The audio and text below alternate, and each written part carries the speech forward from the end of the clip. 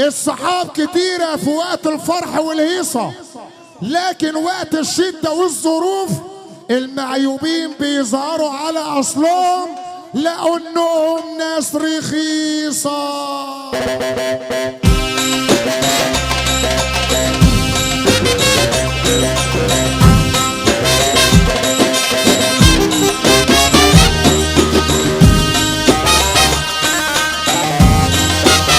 أبو حياة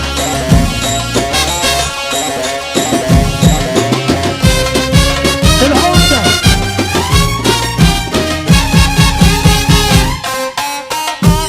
العمدة عبد عماد مطر